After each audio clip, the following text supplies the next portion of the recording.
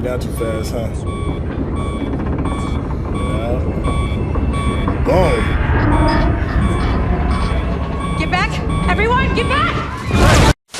Hey, what's going on? Syntell with the Intel and Season 3 of For All Mankind. This has been an absolute guilty pleasure. It's not even guilty. I just love watching it. I'm a huge sci-fi head. I loved Seasons 1 through 2. So Season 3 is here, and we're trying to see who is walking around on Mars. Yo, if you haven't seen Seasons 1 through 2, do yourself a favor. It is a really good series to watch. So, without any further ado, go ahead and hit that subscription button if you haven't already. And of course, give me those thumbs up. Let's get started.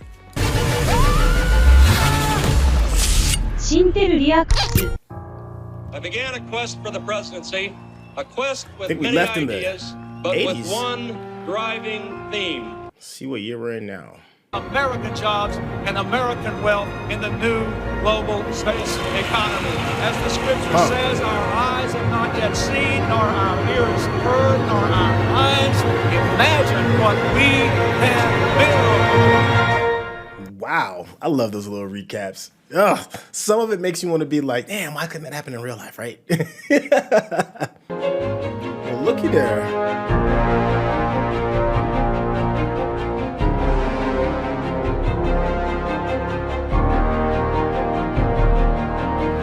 Everybody's in space now. What's going on in your world, Miss Busybody? Oh, don't sweat the technique. Hey. Yeah. I doubt she's listening to that.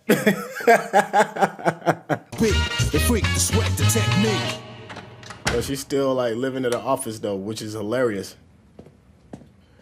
That is when life is work for real. We track the path of the debris? Yes, currently no sign of danger to any orbital craft, but we have alerted the Soviets, Chinese, and Europeans to continue monitoring the situation. Okay. The repairs to the Thomas Paine Orbital Telescope went well, and the shuttle Enterprise is slated to return to Earth tomorrow morning, so... Oh, that sass been taken out of her. She sounds just like a secretary now. Copy. Look, we got flat screens now. Jamestown.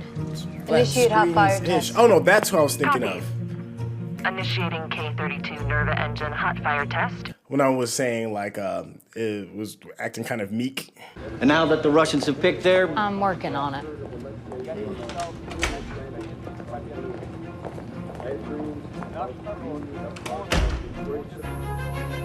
Oh, we upgraded some of the tech. I like the glider. First group of passengers preparing to exit Shuttle 2 for elevator. Copy that. Elevator ready and waiting for descent from main hub. They gave her a little bit of gray. All right. Including a fitness center, 2 cafes, and room service. Welcome to Hotel Polaris, and enjoy your stay. Yo, get the money, Karen. Don't man's know he be dipping into the NASA talent. That wasn't awkward at all. Little awkward, a little bit. Well, I mean, you know, he is the money. Margot. Oh, I was about to say, was that her growling? Oh, she fully blind now, huh? Let's continue this discussion when I'm back from Huntsville. I can't wait. That raggedy ass dog. Married in space.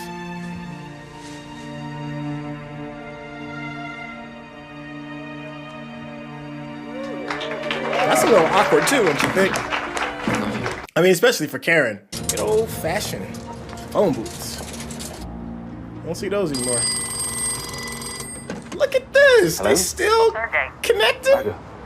That's cool. That attitude control fix last month to our GNC subsystem worked like a charm. We discovered it while integrating sensor systems on the end. Look at the way they be talking dirty to each other. Dirty science. I hope you find the happiness you never could. Damn. Cheers. Goodness. Spreading all these bad vibes in orbit. Dinner is ready. Okay. What's on the Hey, look menu who's this week, back. Octavio? I thought he was deported. It's my specialty, Miss Madison. Enchiladas rojas. Then again, you know, you working for NASA, they can pull the proper strings.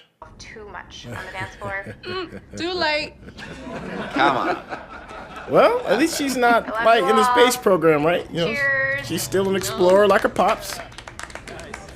She literally stayed grounded. Oh, the space debris, huh? From that North Korean. Oh. Commander Laporte, one of our main orbital thrusters is performing an uncommanded burn. Oh, this wedding's about to get wild. Slow and steady. Watch your footing. Doesn't he just look like the commander? He just got that Caution your wings commandery clear. regalness. DCM looks good. Oh, the shit's about to hit the fan. Shit, come on! Oh my God! We gotta get out! No, come on, leave it, come on! Oh, that's it for your Mars trip. Must be a bad thruster. Modulate is starting to lose pressure. Double the PPO2 and modulate. We still got people in there that need to breathe. And get a new DC crew in there right now. Y'all better get everybody to the center of the thing. Whoa. Okay. We need to evacuate. Let's get everyone to the shuttles. Damn, that cable over there just jacking everything up. Coming down too fast, huh? Boom. Get back! Everyone, get back! Yeah, moving too fast. Sam.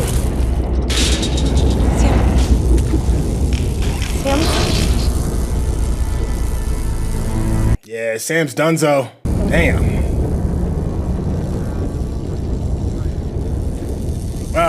Hate to see it happen. I'm gonna be sick. It's just the gravity. Take deep breaths. It's a long way to go on a bum leg. That's what being a hero is, baby. Stay with that. His hero's in his blood, man. Ooh-wee. Ooh, got some juicy drama. Come on, baby. You got it.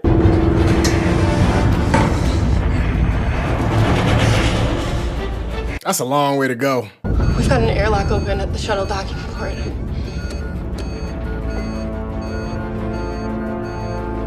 Dang, he got there fast.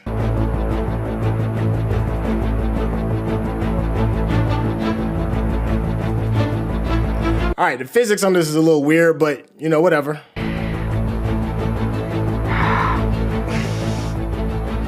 Yo, my man suited up in a full-blown spacesuit in like 30 seconds.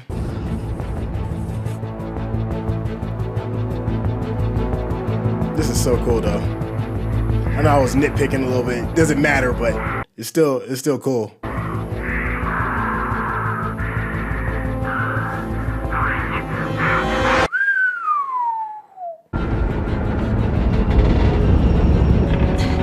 Damn.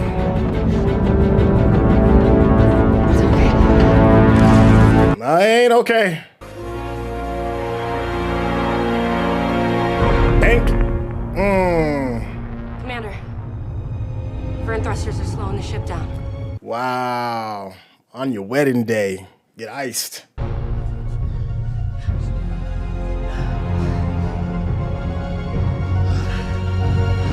Yo, that Gordy bloodline, though. The sacrificial lamb bloodline. And you know his brother's gonna be even flip out even more. Or be grateful. It could be that too. You live to see another day. All we need to do is see like Superman flying across. You went out like a G, my guy.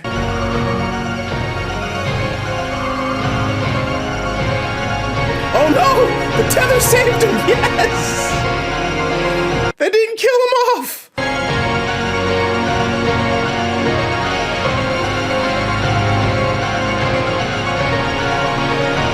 Alright, that's way more satisfying. I'm glad they didn't kill him off. Nice! Wow. For All Mankind just doesn't disappoint. I wish more people were watching this.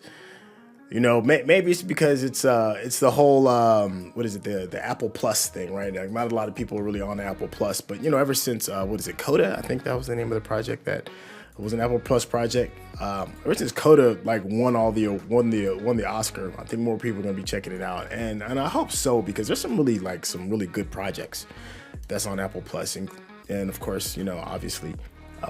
For All Mankind is one of them. It's just really, it's a lot of fun, especially in a world where there's so much pseudoscience.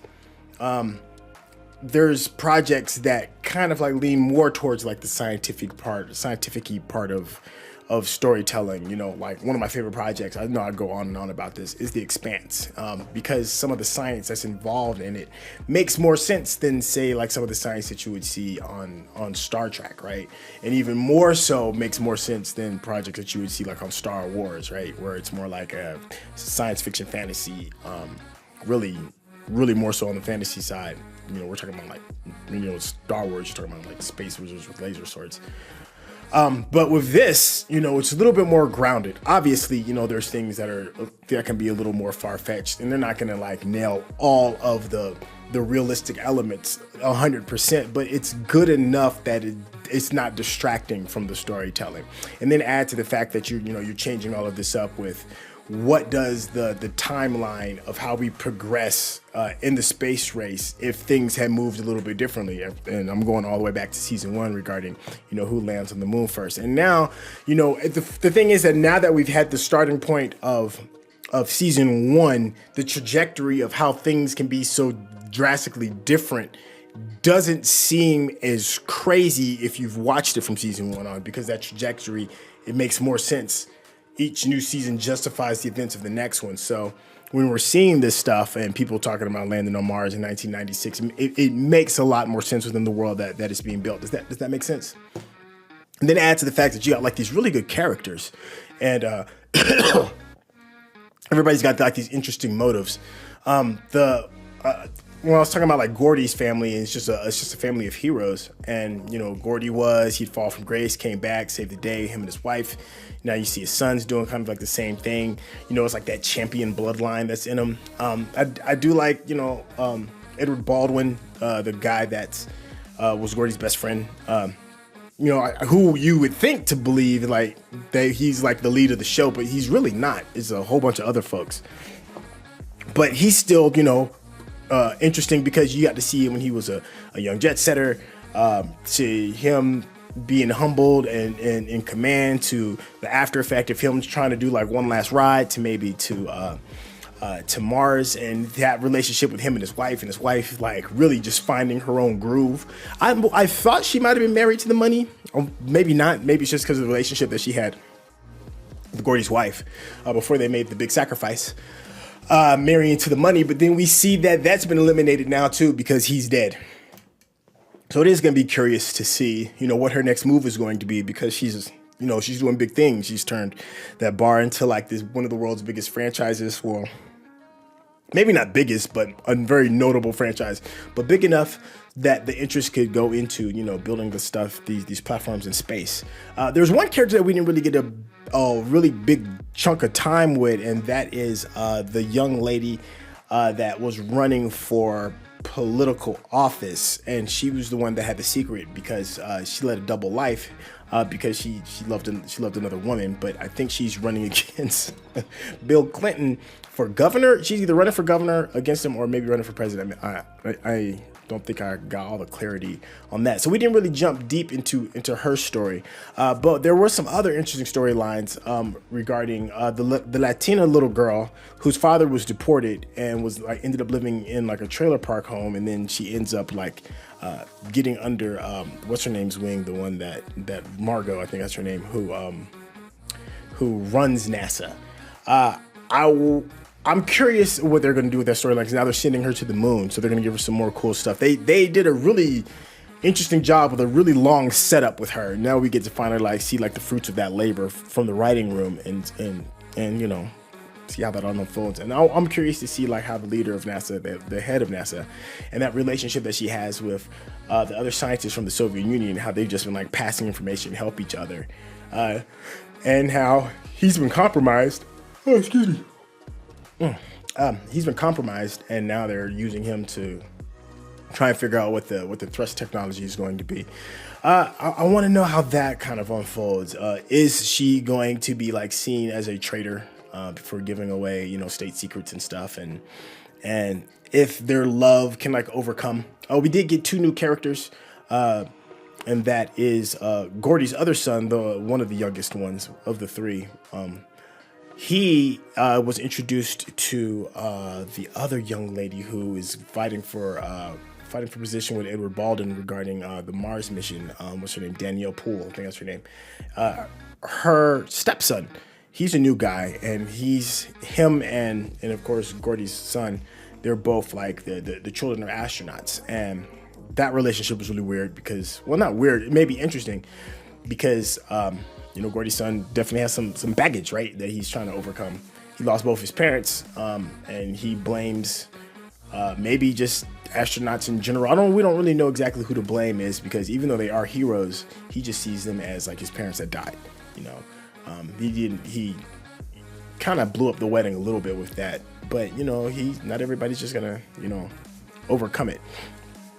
Maybe that relationship with him and the new kid can you know, bring something else new to light. Let's see. We didn't get a chance to see the other space jockey. I forgot her name.